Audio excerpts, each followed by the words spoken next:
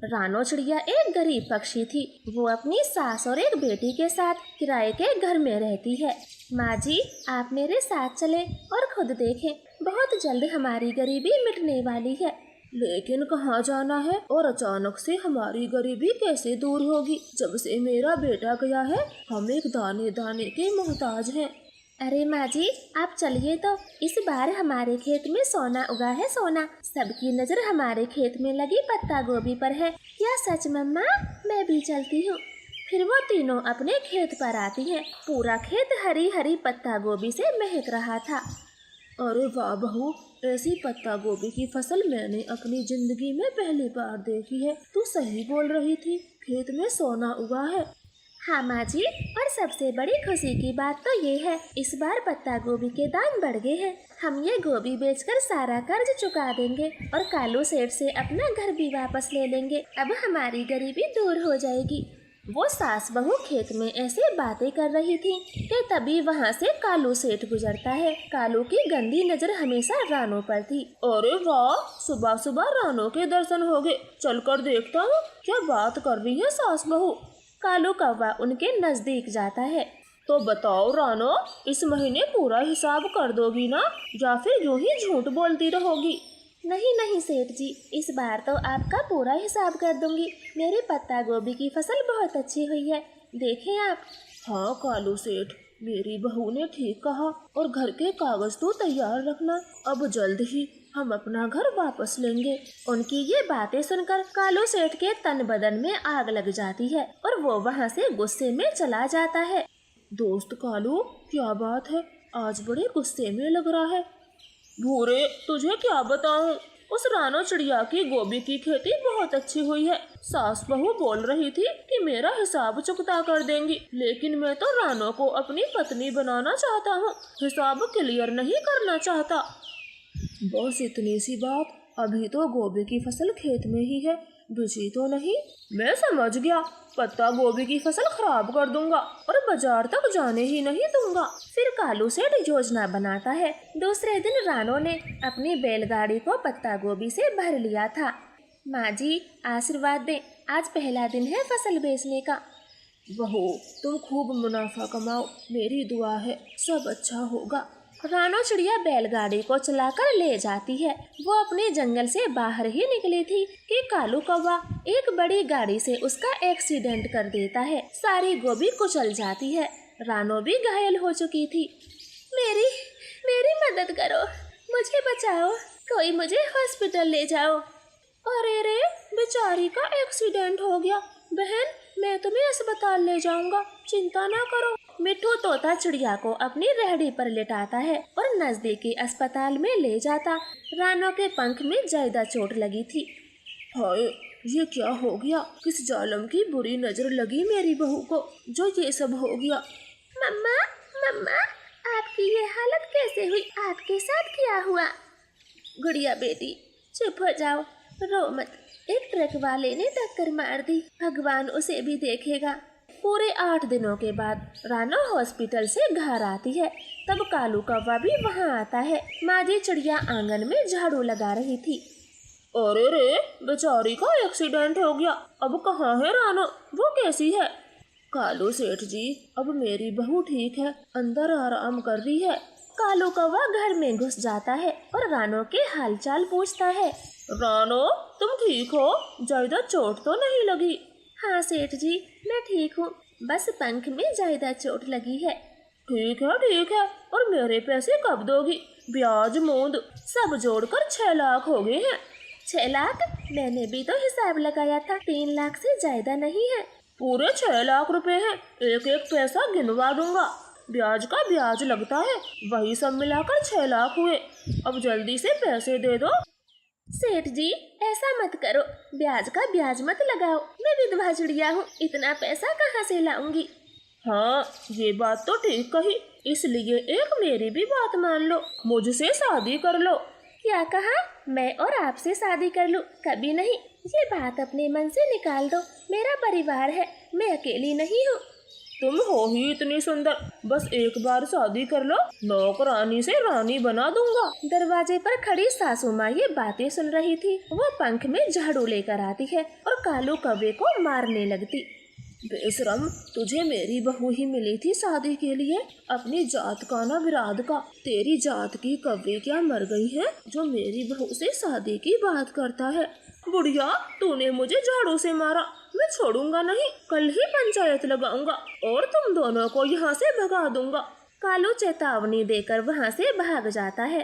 अब दोनों सास बहू बहुत चिंता में थी। अगले दिन कालू सेठ पंचायत लगाता है। रानो, तुमने कालू से 2 लाख रुपए लिए थे और अब ब्याज लगाकर 6 लाख हो गए हैं। तुम कालू के पैसे कब दोगे? चील जी, कालू सेठ झूठ बोल रहे हैं।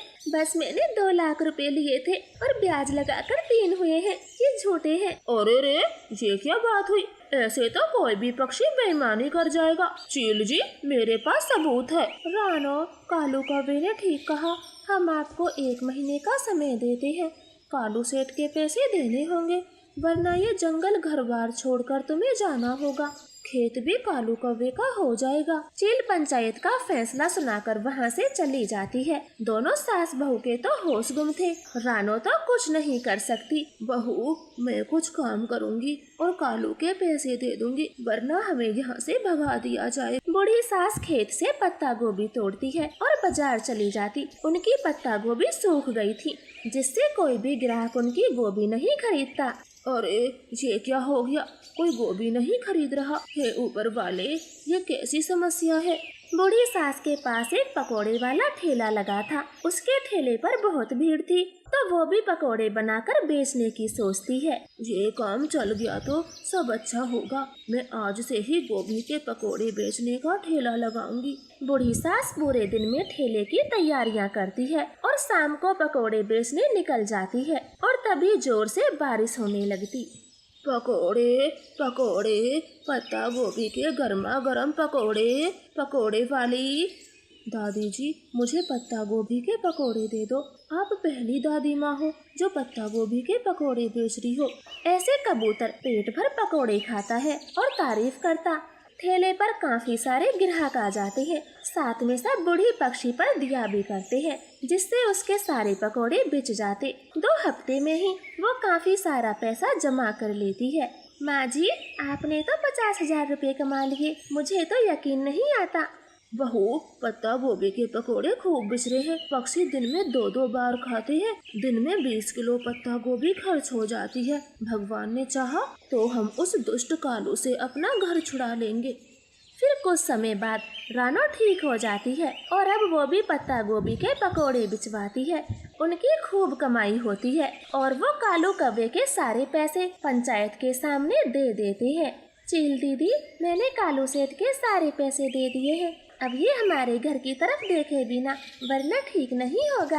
हाँ हाँ, बिल्कुल। और कालू, तुम भी सुन रहे हो ना? इनसे अब तुम्हारा कोई लेन देन नहीं है। आगे से हम कोई बात ना सुन ले।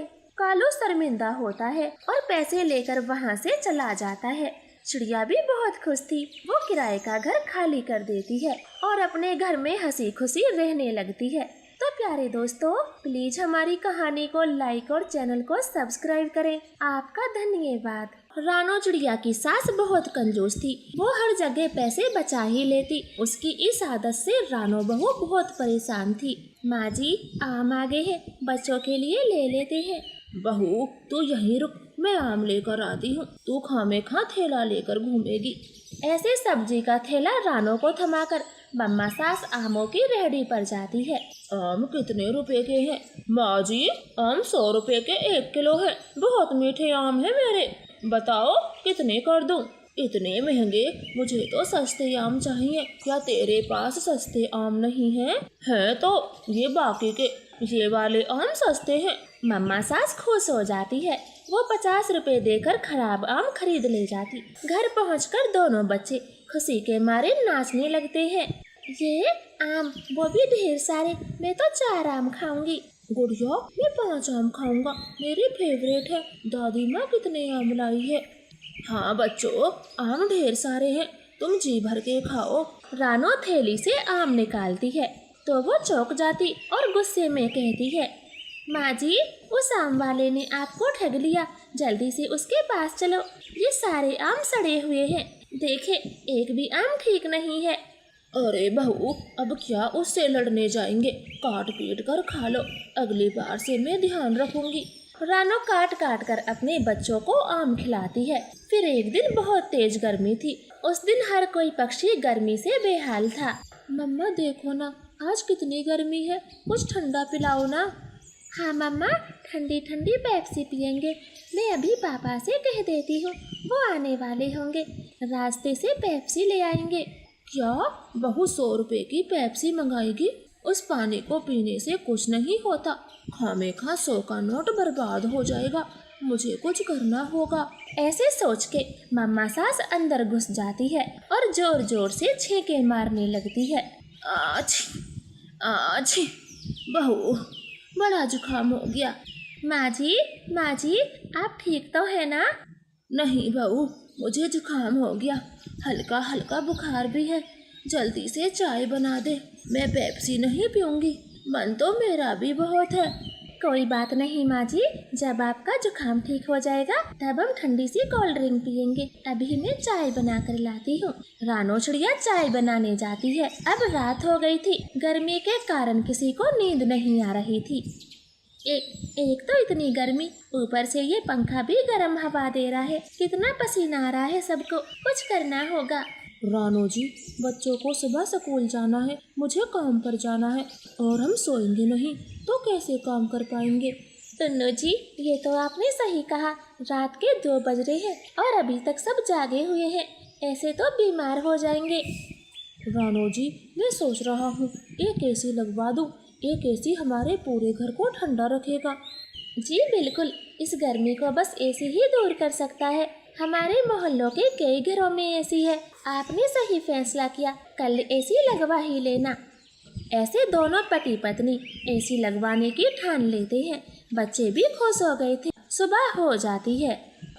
क्या बात है गुड़िया, आज तू बड़ी नाच रही है, ऐसा कौन सा खजाना मिल गया? दादी जी, पापा एसी ला रहे हैं, तोता अंकल, कबूतर अंकल, और अब तो गौरी आंटी के घर में भी एसी है। और देखना, अब हमारे घर में भी नया एसी होगा। हुई ना खुशी की बात। एसी वो तो बहुत महंगा आता है, 40-50 हजार रुपए का, और ऊपर से बिल, मेरा तो भट्टा गोल हो जाएगा। नहीं नहीं, मैं एसी नहीं लगने दूंगी, अभी इनकी खबर लेती हूँ। मम्मा सास गुस्से में घर के अंदर जाती है। क्यों रे, 4 दिन से पैसे कमाने क्या लग गया, खुद को राजा समझने लगा है? माँ, क्या बात है, मैंने क्या किया जो आप इतने गुस्से में हो? एसी क्यों ला रहा है, पता है ना एसी कितना महंगा आता है। तूने एसी लाने की सोची भी कैसे? वो भी तो एक जमाना था जब लाइट तक नहीं थी और पक्षी गर्मी में रहते थे। माँ जी, पहले की बात अलग है, अब गर्मी भी तो ज्यादा पड़ रही है। चारों तरफ बड़ी बड़ी फैक्ट्रियाँ, पक्के मकान, पक्के रास्ते, अब गर्मी को सहन कर पाना कठिन है। आप एक एसी लग जाने दें। बहू, तू तो चुप ही रह, कुछ कमाती तो पता चलता। पैसा कैसे कमता है, 2 महीने की गर्मी आती है, उसमें खामेखा खर्चा करने का क्या फायदा? कान खोल कर सुन लो, एसी नहीं आएगा, अगर आया तो मुझसे बुरा कोई नहीं होगा। ऐसे चेतावनी देकर मम्मा सास बाहर आ जाती है और टुन्नू का एसी लाने का मन बदल जाता है। वो डब्बा उठाता है और अपने काम पर चला जाता है। रानो, जग्गू बता रहा था, आज तुम एसी ला रहे हो। नहीं गौरी, मेरी सास पता नहीं किस जन्म का बदला ले रही है, एसी आते आते रुकवा दिया। सबका गर्मी से बुरा हाल है और उन्हें सिर्फ खर्चा दिखता है। सावधान रहना रानो बहन, जंगल की बूढ़ी मैना बता रही थी, तेरी सास एक नंबर की कंजूस है। किसी दिन तुम सबको कुछ ऐसा न खिला दे जिससे तुम सब अस्पताल पहुंचो, क्योंकि वो खाना तक बढ़िया नहीं खरीदती। फिर कुछ दिन बाद मम्मा सास की दूर की बहन आती है। अरे सोना बहन, तू यहाँ अचानक से आजा, बता घर में सब बढ़िया है? हाँ दीदी, घर में सब अच्छा है, मेरी बहू को बेटा हुआ है, कल उसका नामकरण है, आपको सह परिवार आना है। मैं जरूर आऊंगी, सबको लेकर आऊंगी। ऐसे न्योता देकर बहन चिड़िया वहाँ से चली जाती है। फिर 2 दिन बाद वो चारों जाते हैं। टुन्नू तो अपने काम पर गया हुआ था।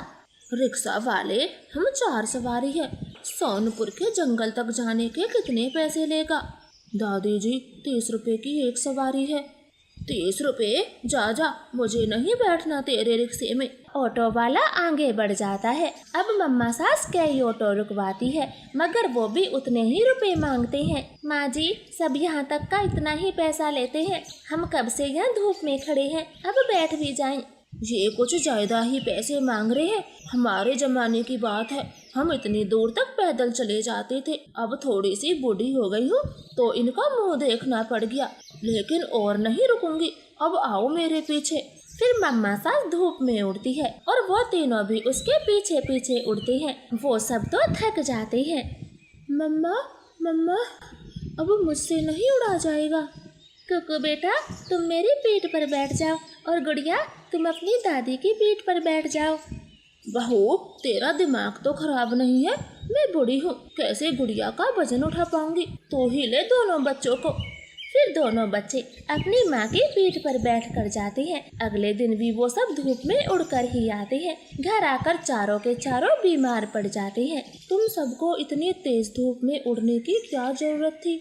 सबको गर्मी में लू लग गई है, ऊपर से घर में भी कितनी गर्मी है। अपने घर को ठंडा करो तो जल्दी ठीक होंगे। बुलबुल चारों को इंजेक्शन लगाकर चली जाती है। रानो तो देखती ही रह जाती। आज तो माँ जी ने मरवा ही दिया मेरे बच्चों को। मुझे घर को ठंडा करना पड़ेगा। तो क्यों ना मैं मिट्टी का एसी बना कर देखती हूँ। अगर मिट्टी का एसी बन गया तो मेरे बच्चे चैन से सोएंगे। फिर रानो बहू गीली मिट्टी का एसी बनाती है और उसमें एसी के पार्ट फिट कर देती और घर के कोने में लगा देती है। गुड़िया कुकू भागकर एसी को चालू करते हैं। अरे वाह मम्मा, मिट्टी के एसी से तो ठंडी ठंडी हवा आ रही है। अब हमें बिल्कुल भी गर्मी नहीं लग रही। हाँ बहू, मिट्टी की खुशबू भी बहुत अच्छी है। सच में तेरा मिट्टी का एसी तो मुझे बहुत पसंद आया। ना एक भी रुपया लगा, ना ही खर्चा हुआ। ऐसे वो सब मिलकर मिट्टी के एसी की ठंडी ठंडी हवा खाते हैं और उस रात चैन से सोते हैं। तो प्यारे दोस्तों, प्लीज हमारी कहानी को लाइक और चैनल को सब्सक्राइब करें। आपका धन्यवाद। टिकट टिकट टिकट, शिमला जाने की टिकट 50 रुपए। शिमला जाने की टिकट 50 रुपए। जल्दी आए, अपनी सीट बुक करें और शिमला की ठंडी का मजा लें। अरे ये मैं क्या सुन रही हूँ? शिमला की टिकट बस 50 रुपए? हाँ मम्मा, शिमला की टिकट 50 रुपए है। आप जल्दी चलो, हम भी शिमला जाएंगे। हाँ बेटी चलो, हम तैयारी करते हैं। अब तो हम जरूर जाएंगे। मम्मा पहले टिकट ले लेते हैं, कहीं बस भर गई तो, क्योंकि टिकट बहुत सस्ती है। ऐसे दोनों चिड़िया माँ बेटी गौरी कालू के पास जाती हैं। बोलो रानो, तुम्हें भी टिकट दे दूं? हाँ गौरी, मुझे 3 टिकट दे दो। चिड़िया, तीसरी टिकट किसके लिए? वो मेरी माँ भी चलेंगी। लेकिन गौरी बहन, आप बस कहाँ से लाई हो? चिड़िया, मेरे मामा की बस है, वो कुछ दिनों अपने ससुराल गए हैं, तो सोचा बस से हम ही 4 पैसे कमा लें। रानो, हम शाम के 5 बजे ही निकलेंगे, तो जल्दी से अपनी माँ को बुला लाओ। बस किसी का इंतजार नहीं करेगी। मम्मा आप नानो के घर जाओ, मैं सारी तैयारी कर लेती हूँ। ऐसे गौरी रानो को 3 टिकट दे देती है और वो पैसे देकर वहाँ से उड़ जाती। अब तो जो कोई भी पक्षी कालू गौरी की आवाज सुनता, वो तो भागते हुए उनके पास आता। कबूतर, शिमला की टिकट 50 रुपए, इतना सस्ता? मैं तो पूरे परिवार की टिकट लेकर आता हूँ। हाँ मिट्ठू, मैं भी पूरे परिवार के साथ जाऊँगा और अपने छोटे भाई की भी टिकट ले लेता हूँ। वो शिमला घूमकर बहुत खुश होगा। ऐसे मिट्ठू कबूतर भी भागकर टिकट लेते हैं। वहाँ तो पक्षियों की भीड़ लगी हुई थी और कुछ ही देर में कौवों की सारी टिकट खत्म हो जाती है। अब जाओ, जल्दी जल्दी अपनी पैकिंग कर लो। शाम के 5 बजे इसी जगह आना है, बस किसी के इंतजार में नहीं रुकेगी। हाँ हाँ कौवो, मैं तो 4 बजे ही आ जाऊँगा। फिर सब पक्षी अपने अपने घर चले जाते हैं और तैयारी करते हैं। कालू गौरी भी अपनी तैयारियों में लगे हुए थे। गौरी, हमारी तैयारी तो हो गई, मैं तो कहता हूँ अभी निकल जाते हैं। हाँ कालू, देखो हमारे पास पूरे 15,000 रुपए यूं जमा हो गए। देखा, मेरा आइडिया कितना कमाल का था। वो तो भला हो उस अनजान चील का, जो अपनी बस यहाँ खड़ा कर गया, वरना तुम्हें तो कोई 10 रुपए भी नहीं देता। कालू अब चलो, हमें तो शिमला के मजे करने हैं, बाकी बेचारे तो बस के पास ही खड़े रहेंगे। ऐसे कौवे अपने बैगों के साथ बस स्टैंड की तरफ निकल जाते हैं। इधर सब पक्षी अपने अपने सामान के साथ उस अनजान बस के पास जमा हो गए थे। माँ जल्दी चलो, लगता है बस भर गई। सब बाहर खड़े हैं, अब आप जल्दी करो। हाँ बेटी, बस चश्मा रख लो। ऐसे चिड़िया माँ बेटी बस के पास आती है। क्या हुआ मिट्ठू कबूतर, बस के बाहर क्यों खड़े हो? चलो अंदर बैठते हैं। चिड़िया, अभी तक कौवे नहीं आए, वो शायद आते ही होंगे। कबूतर अपने पंख में घड़ी देखता है। मिट्ठू, 5:10 हो गए, मैं कौवों के घर जाता हूँ। कबूतर कौवों के घर जाता है, मगर वहाँ तो ताला लगा हुआ था। वो भागा भागा बस के पास आता है। तभी वहाँ बस का असल मालिक चील आ जाता है। अरे रे, तुम सब कहाँ जा रहे हो, वो भी एक साथ? चील भाई, आप कौन हो? हम तो शिमला जा रहे हैं, बस के मालिक कौवे आते ही होंगे। ये क्या बकवास कर रहे हो, बस का मालिक मैं हूँ। अब हटो सामने से, मुझे मेरी बस ले जाने दो। सब पक्षी चील को देखते रह जाते हैं और कौवों की शैतानी समझ जाते हैं। चील भैया, दरअसल बात यह है, हमारे पड़ोसी कौवों ने ये बस अपने मामा की बताई और हमें शिमला जाने की तैयारियां करवा दी और टिकट के पैसे लेकर ना जाने कहाँ भाग गए। हाँ चील भाई, हमें 5 बजे का समय दिया था, हम उनका ही इंतजार कर रहे हैं। चील को उन सब पक्षियों पर रहम आता है। चलो चलो, अब जल्दी से बस के अंदर बैठो, मैं तो वैसे भी शिमला ही जा रहा हूँ। जल्दी जल्दी बैठ जाओ, मुझे तुमसे कोई पैसे नहीं चाहिए। सब खुशी खुशी बस के अंदर बैठ जाते हैं। चील ड्राइवर बस चलाता है और सब पक्षी बस के अंदर शिमला जाने की खुशियाँ मना रहे थे। देखा माँ, वो कालू गोरी कितने शैतान है। ये भैया यहाँ बस खड़ा कर गए और देखो शैतानों ने कैसे हम सबको उल्लू बना दिया। पर लेकिन चिड़िया, इस बार मुझे कौवों पर गुस्सा नहीं आ रहा। कुछ भी हो, हम तो शिमला जा रहे हैं ना, वो भी फ्री में। हाँ मिट्ठू, अंत भला तो सब भला, वैसे भी 50-50 रुपए में क्या ही होता है। ऐसे वो बातें करते हैं। बस अपनी फुल स्पीड पर चलती है और काफी लंबा सफर तय करके वो शिमला के जंगल पहुंच जाते। बस एक बर्फीले पहाड़ से गुजर रही थी। सब पक्षी खिड़कियों से बाहर झांकते हैं। ये मम्मा, वो देखे बर्फ का पहाड़, हम शिमला पहुंच गए। हाँ बेटा, शिमला तो आ गया, लेकिन मैं तुम्हें आगे छोड़ूंगा। दरअसल वहाँ मेरे सेबों का बाग है, तुम्हें खाने पीने की कोई चिंता नहीं होगी। अरे चील भाई, ये तो और भी अच्छा है, हमारे तो मजे ही आ जाएंगे।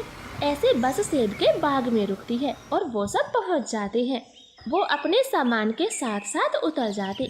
सब पक्षी शिमला पहुंचकर खूब मस्ती करते हैं, बर्फ से खेलते हैं। चिड़िया, वो देखो कालू गोरी, ये तो शिमला आ चुके हैं। इनसे पूछते हैं, आखिर तुमने हमारे साथ ये सब क्यों किया? फिर वो सब कालू गोरी के पास जाते हैं। कालू, ये मरे यहाँ कैसे आ गए? देखो सबके सब हमारी तरफ आ रहे हैं, अब इनसे हम क्या कहेंगे? हाँ हाँ, अब बताओ हमें कैसे उल्लू बनाया? बस तो तुम्हारे मामा की थी, फिर अकेले क्यों भाग आए? चिड़िया, ये गोरी का आइडिया था, मुझे कुछ ना कहना, मैं तो निर्दोष हूँ। लेकिन आप सब यहाँ कैसे आए? मिट्ठू तोता उन्हें सारी कहानी बताता है। और हाँ, हमारे पैसे हमें वापस करो, क्योंकि हम तो फ्री में आए हैं। मिट्ठू, आधे पैसे तो आने में खर्च हो गए और आधे जाने में हो जाएंगे, तो तुम्हें पैसे कहाँ से दें? गोरी, तुम हमारे साथ चलना, बस वाले चील भैया बहुत अच्छे हैं। वो 1 महीने बाद दोबारा से हमारे जंगल का चक्कर लगाएंगे, तो हम यहाँ 1 महीना खूब मस्ती करेंगे। तो अब आप आराम से मस्ती करें, पैसों की कोई चिंता नहीं है। हाँ, लेकिन घर पहुँचकर हमारे पैसे देने ना भूलना। ठीक है, मैं घर जाकर सबके पैसे वापस कर दूंगा। अब चलो बर्फ के मजे करते हैं, वहाँ ठंडे पानी वाली झील है। फिर वह सब मिलजुल कर शिमला का आनंद लेते हैं, बागों से सेब तोड़कर खाते। कुछ पक्षियों ने तो अपने लिए इग्लू का घर बना लिया था, वो अपने घरों में आराम से रहते हैं। चिड़िया, हमारा घर भी बनवा देती, हमें सर्दी लग रही है। कौवों, सबने अपने अपने इग्लू के घर बना लिए, लेकिन तुमसे तो कुछ नहीं होता। चलो अब हमारे घर के भीतर आ जाओ। ऐसे कालू गोरी चिड़िया के ही साथ रहते हैं और पूरा महीना शिमला के जंगल में खूब मस्ती करते। और फिर चील अपनी बस के साथ उनके पास आता है और सब खुशी खुशी अपने जंगल लौट आते। वो तो अपने साथ भर भर के सेब लाए थे। तो प्यारे दोस्तों, प्लीज हमारी कहानी को लाइक और चैनल को सब्सक्राइब करना। आपका धन्यवाद।